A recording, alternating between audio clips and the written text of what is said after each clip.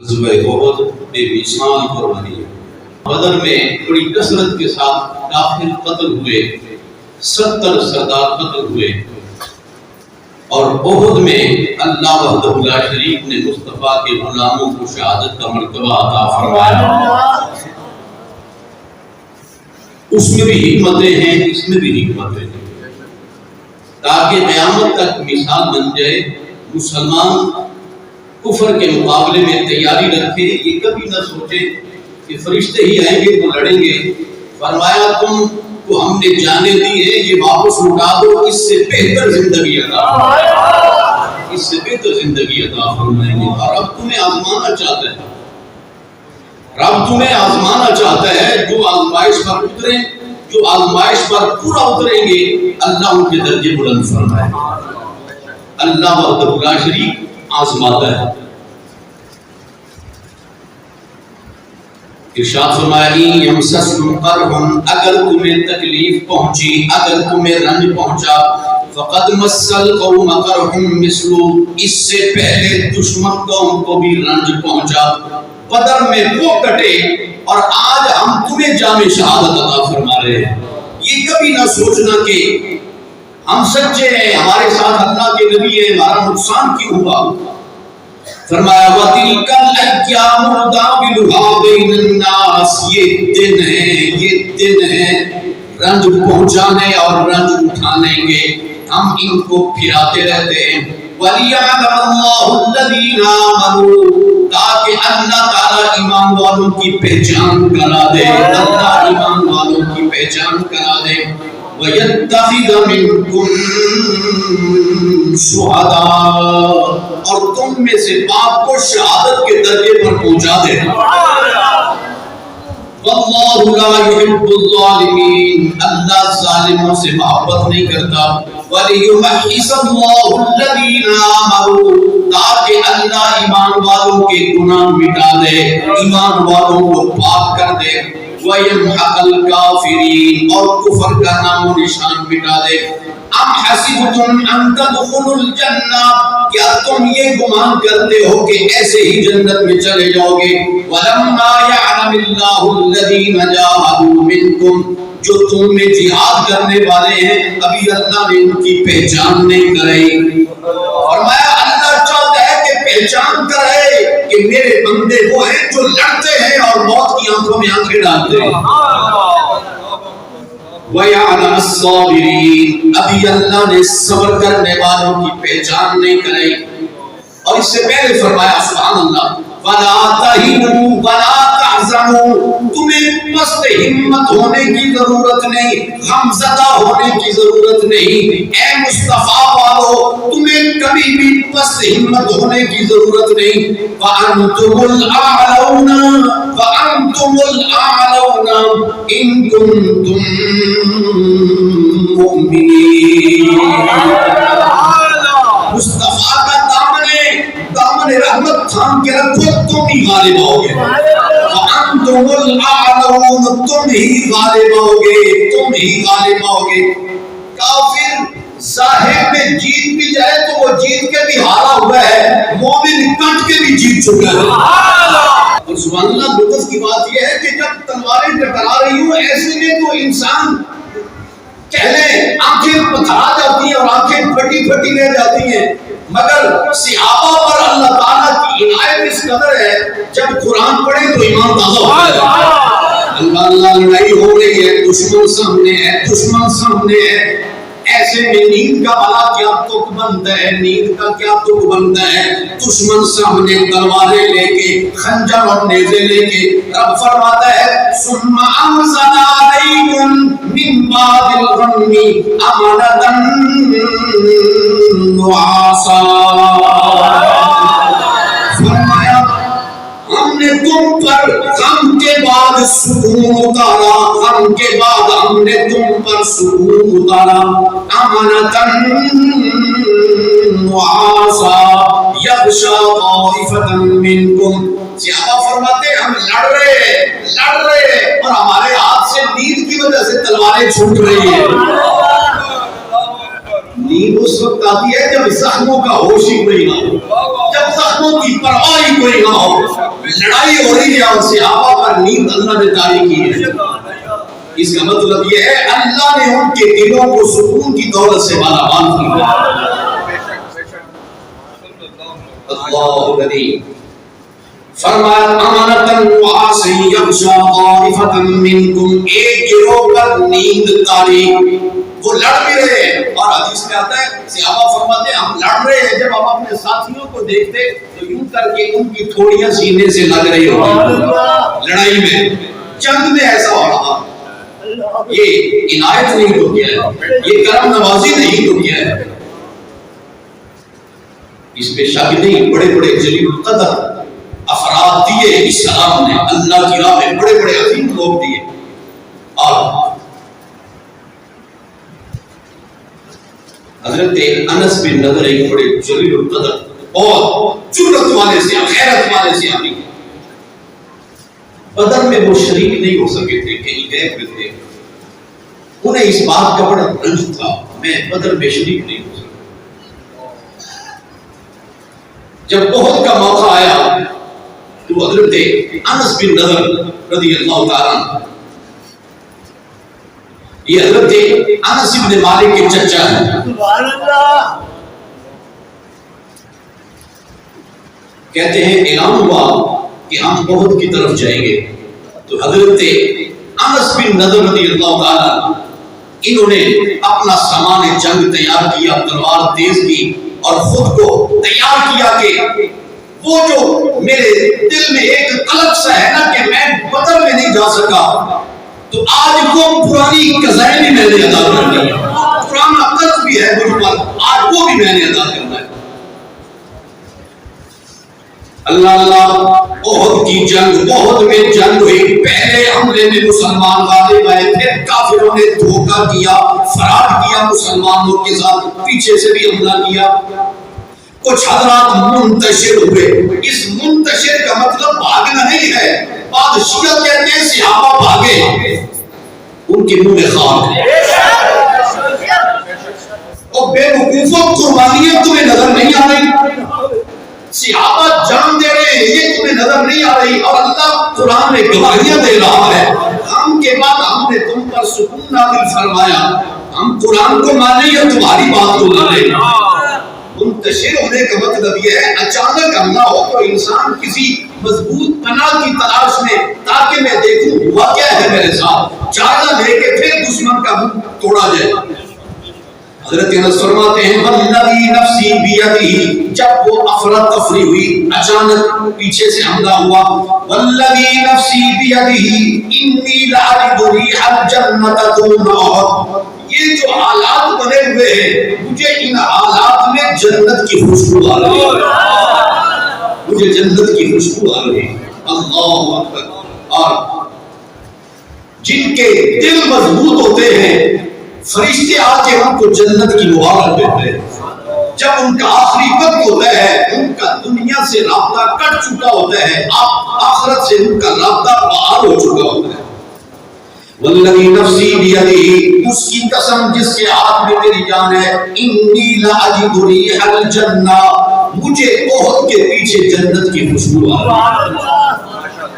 حضرت انس بن نضر لڑے، اتنی چوٹیں ہیں، اس قدر زخم پہنچے، کتابوں میں آتا ہے 80 سے زیادہ چوٹیں ہیں۔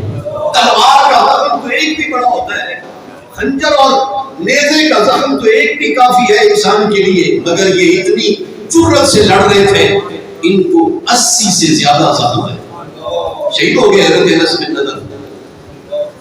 فما رفناہ، کافروں نے ان کو شہید کیا، شہید کر کے ان کے کان بھی کاٹے، ان کی ناک مبارک بھی کاٹی، ہونٹ بھی کاٹے، آنکھیں بھی نکالی، اور کافر ہے اس کے اندر کفر کی بڑھاس ہوتی ہے، وہ بڑھاس نکال رہا ہے، اور اس بدبخت کو یہ نہیں پتا وہ جتنا ظلم کر رہا ہے اللہ مومن کا درجہ اتنا بلند کر رہا ہے۔ مومن کا درجہ اتنا بلند ہو. فما عرفناه صحابہ کہتے ہیں ہمیں حضرت انس بن نضر کی شناخت نہیں ہو سکی, ہم پہچان نہیں پا رہے یہ لاشا کس کا ہے. ان کی ہمشیرہ آئی, انہوں نے انگلیوں کے پوروں سے پہچانا یہ پورے میرے بھائی کے, اس طرح کرنا. اور اللہ جب افراتفری مچی, اور ایک تو ہے نا صحابہ زخمی ہوئے, صحابہ شہید ہوئے, چوٹیں آئیں, یہ زخم سارے صحابہ نے سہ لی. ایک زخم اور بڑا گہرا تھا جو ناقابل برداشت تھا, جو قتل سے بھی زیادہ گہرا تھا. وہ کیا تھا؟ شیطان نے ایک افواہ اڑا دی, محمد قتل کر دیے, محمد قتل کر دیے. صحابہ فرماتے ہیں یہ صدمہ ناقابل برداشت ہے. اور اس موقع پر جو لوگ ڈٹے ہوئے تھے ان میں حضرت انس بن نضر,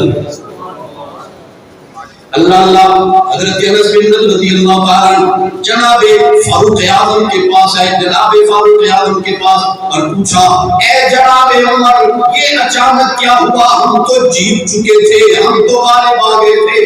فرمایا اے جناب انس بن نضر یہ تقدیر ہے, یہ تقدیر ہے. جواب سنے حضرت انس بن نضر کا اور ایمان تازہ کرے. فرمایا ما تصنعون بالحیات بعدہ, حضور کے بعد زندہ رہ کے تم کیا کرو گے. مزہ نہیں آیا مجھے.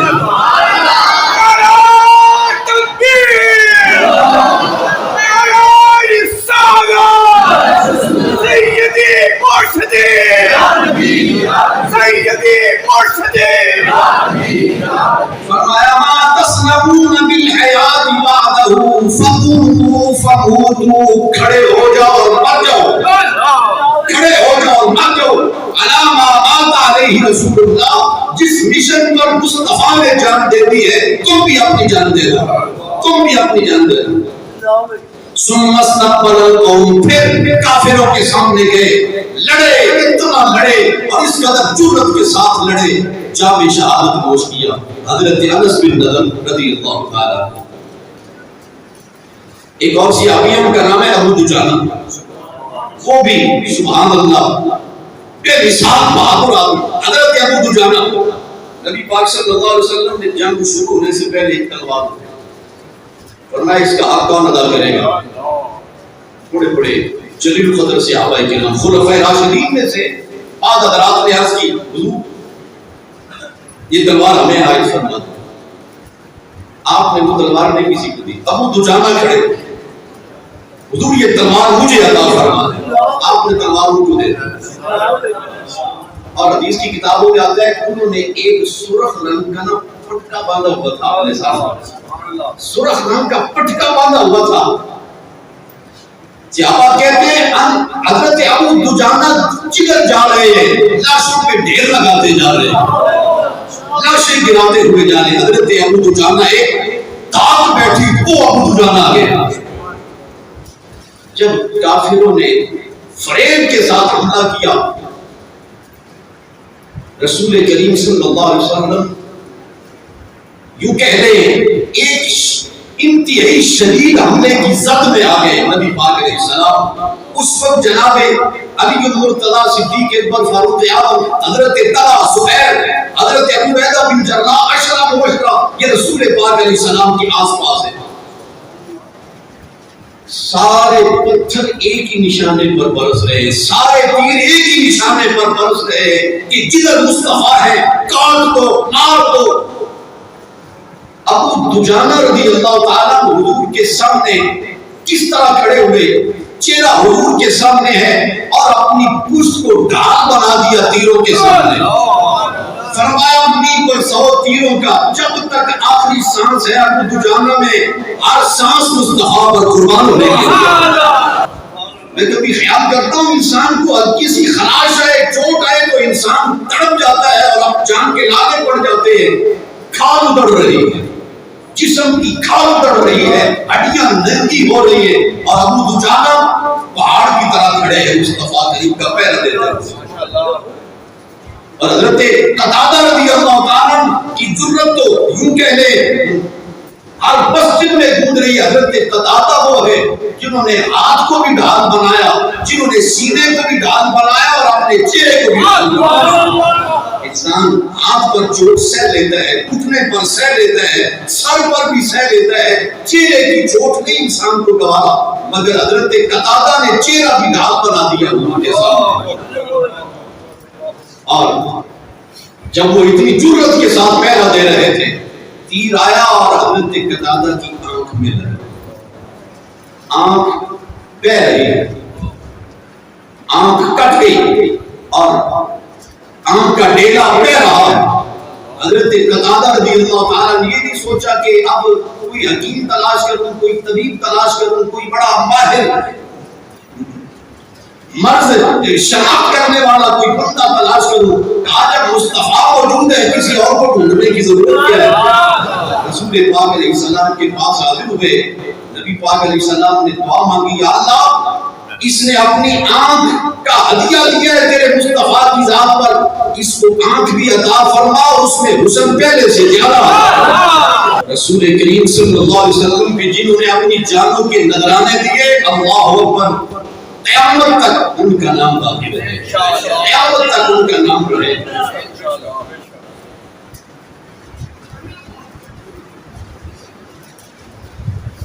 ایک اور بڑے جلیل القدر صحابی ہیں، ان کا نام ہے حضرت سعد بن ربیع۔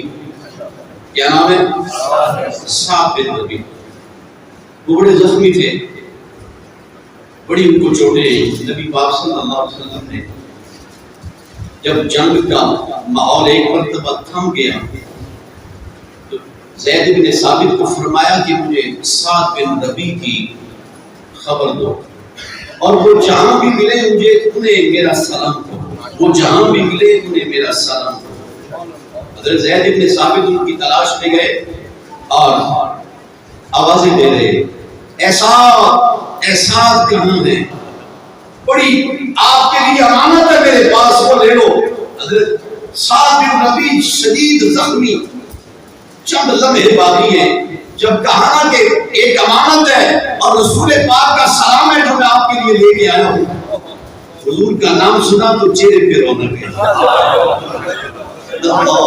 قربان جائے ان کے جذبہ محبت پر، چہرے پہ رونق آئی، تبسم آیا، جتنی ہمت تھی تھوڑا سا سر اٹھایا، نبی پاک علیہ السلام کا سلام وصول کیا، مصطفیٰ کریم علیہ السلام کا سلام وصول کیا۔ زہیر عزیز تیرے نام پہ کروں جان فدا، نہ بس ایک جان دو جہاں فدا، دو جہاں سے بھی نہیں جی بھرا، کروں کیا کروڑوں جہاں نہیں۔ حضور کا نام سنا تو سعد بن ربیع کے چہرے پر اطمینان، سکون آیا، جتنی ہمت تھی اٹھنے کی کوشش کی۔ زید بن ثابت قریب گئے، دیکھا کہ 70 سے زیادہ زخم ہے، قریب آئے، کہا رسول پاک علیہ السلام نے آپ کو سلام کہا، عرض کی میرا بھی سلام پیش کرے حضور پاک، میرا سلام بھی پیش کرے اور میری قوم سے کہہ دے کہ حالات میں دیکھ رہا ہوں جو بھی ہے، میری قوم سے کہہ دے جب تک کوئی ایک فرد بھی تم میں زندہ ہے دشمن مصطفیٰ کے قریب نہ جانے پائے، دشمن مصطفیٰ کے قریب نہ جانے پائے، ورنہ حشر کے دن تمہارا کوئی عذر نہیں قبول کیا جائے گا۔ میں زخمی تھا، میں پریشان تھا، میرا پاؤں کٹ گیا، میرا ہاتھ کٹ گیا، فرمایا کٹ جاؤ اور مر جاؤ مصطفیٰ کریم کا پہرا دیتے ہوئے۔ سیدنا امیر حمزہ رضی اللہ تعالیٰ رسول پاک علیہ السلام کے چچا، آپ کا انداز باقی لوگوں سے نرالا ہوتا تھا، آپ کے دونوں ہاتھوں میں تلواریں ہوتی تھی، دائیں ہاتھ سے بھی لڑتے اور بائیں سے بھی لڑتے، دونوں ہاتھوں سے لڑ رہے، اور انہیں یہ دیکھ کر خوشی ہوتی کہ مصطفیٰ مجھے لڑتے ہوئے دیکھ رہے ہیں، مجھے لڑتے ہوئے مصطفیٰ دیکھ رہے ہیں۔ پھر تو امیر حمزہ کا جوش اور جذبہ قابل دید ہوتا نا کہ مجھے مصطفیٰ دیکھ رہے ہیں۔ رسول کریم علیہ السلام ان کو دیکھتے اور خوش ہوتے کہ امیر حمزہ اللہ کا شیر لڑ رہا ہے۔ ان کے آگے وہ حمزہ کی جانبازیاں، ان کے آگے وہ حمزہ کی جہاں بازیاں شیر بران سطوت پہ لاکھوں سلام شیر بران سطوت پہ لاکھوں سلام اللہ اللہ بدر میں بڑے بڑے سردار کافر حضرت امیر حمزہ کے ہاتھوں جہنم رسید ہوئے کافروں نے سوچا کہ قریب ہو کے حمزہ کے ساتھ لڑا نہیں جا سکتا غور کرنا ذرا اس جملے پر لطف ہے بڑا کہ بالکل قریب جا کے حمزہ کے ساتھ لڑا نہیں جا سکتا مولا علی اور امیر حمزہ کی کانٹ ایسی تھی کہ اس کے ساتھ جو لوہے کے خود تھے نا وہ بھی کٹ جاتے تھے بھی کٹ جاتے تھے وہ بھی اللہ کے شیر ہیں یہ بھی اللہ کے شیر ہیں یقین مانے کو رشید حیران ہے کہ اے مالک تو مولا کیا تلوار ہے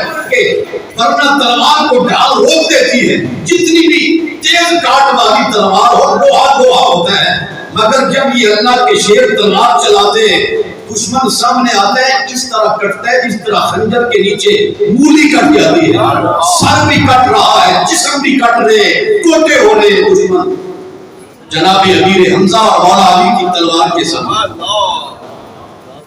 لڑتے لڑتے حضرت امیر حمزہ نے جو زرہ پہنے بیچے سینے پر وہ زرہ اوپر کو اٹھ گئی پیٹ آپ کا زرہ سے خالی وحشی نے دور سے کوئی سی موقع کی تلاش میں تھا کہ مجھے کوئی ایسا موقع نظر آئے قریب جا کے تو لڑ میں بھی نہیں سکتا حمزہ سے ٹوٹے ہی ہونا ہے دور سے اس نے نیزہ پھینکا وہ حضرت امیر حمزہ رضی اللہ تعالیٰ کی ناف کے نیچے آ گیا وہ اتنا شدید تھا کہ جسم سے آر پار ہو گیا حضرت امیر حمزہ رضی اللہ تعالیٰ شہید ہو گئے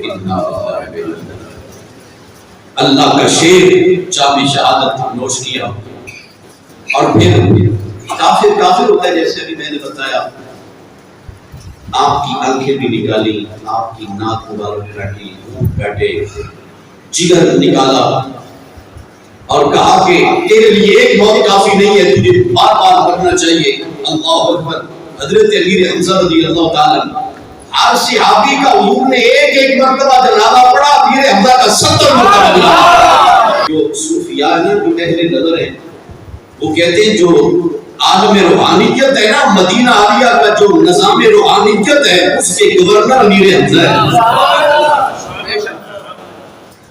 اس لیے آج اہل محبت کا انداز یہ دیکھا گیا ہے وہ مدینہ عالیہ میں وہ مسجد نبوی شریف میں بعد میں جاتے ہیں پہلے حضرت امیر حمزہ کے پاس جاتے ہیں کہ میں بہت گناہگار ہوں میری سفارش کر دیں کہ ایک میرا نوکر آ رہا ہے اس کو ذرا حاضری کا موقع مل جائے اپنے انداز حضرت امیر حمزہ رضی اللہ تعالیٰ 40 سال کے بعد ایک موقع آیا اہل مدینہ کے لیے پانی کی قلت کو ختم کرنے کے واسطے حضرت امیر معاویہ رضی اللہ تعالیٰ نے ایک نہر کھدوانا شروع کی کہ نہر آئے مدینہ عالیہ میں شہر بڑھ رہا ہے لوگوں کی پانی کی ضرورت پوری ہونی چاہیے اور رستے میں شہداء احد کی قبریں آ رہی ہیں مشورہ کیا کہ بڑی ضرورت ہے لوگ پیاس سے پریشان ہیں تو تھوڑا سا شہداء کو منتقل کر دیا جائے ادھر سے تھوڑا سا ادھر کر دیں پرچے لے کے قبروں کو کھولا جا رہا ہے اور چونکہ اجساد طیبہ قریب آ رہے ہیں خوشبوؤں کے گلے اٹھ رہے ہیں حضرت امیر حمزہ رضی اللہ تعالیٰ کی قبر مبارک بالکل کہنے کھلنے کے قریب ہے بیلچہ آپ کے پاؤں سے ٹکرایا فَأَصَابَ قَدَمَ حَمْزَةَ وہ بیلچہ لگ گیا حضرت امیر حمزہ کے قدم کو فَانْبَعَثَ دَمًا آپ کے پاؤں سے خون کا فوارہ پھوٹا 40 سال گزرنے کے بعد حضرت امیر حمزہ جیسے میٹھی نیند آرام کر رہے ہیں خون پھوٹا حضرت امیر حمزہ رضی اللہ تعالیٰ کے قدم مبارک سے جناب امیر معاویہ کو بتایا گیا کہ حالات اس طرح کے ہیں کہ ہم ان آرام کرنے والوں کو پریشان تو نہیں کر رہے کہا جس طرح یہ بزرگ آرام فرما ہے اسی طرح ان کو آرام کرنے دیں ہم تھوڑی سی مشقت گوارا کر لیں گے، رستہ تبدیل کریں گے، لیکن شہدائے احد کو چھیڑیں گے نہیں۔ اور اللہ اکبر، ایک صحابیہ ہیں، ان کا نام ہے فاطمہ خزاعیہ، فاطمہ خزاعیہ۔ وہ کہتی ہے کہ میں شہدائے احد کی قبروں پر حاضر ہوئی، سورج غروب ہو چکا تھا، مغرب کے بعد کا وقت۔ جب ہم وہاں پہنچے، وہ فاطمہ خزاعیہ کہتی ہے، میں نے کہا السلام علیکہ یا عم رسول اللہ، اے نبی پاک علیہ السلام کے چچا جان، آپ کو سلام ہو۔ السلام علیکہ یا عم رسول اللہ، آپ فرماتی ہیں میرے سلام کا ادھر آپ کی قبر سے جواب آیا۔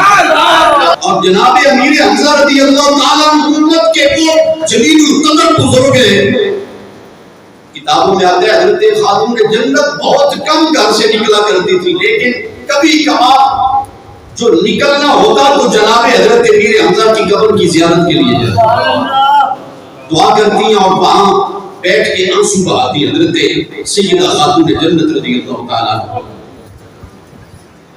اللہ اکبر، اس پر میں ایک نہیں 20 واقعات ہیں کہ شہدائے احد کی قبروں پر اللہ اکبر۔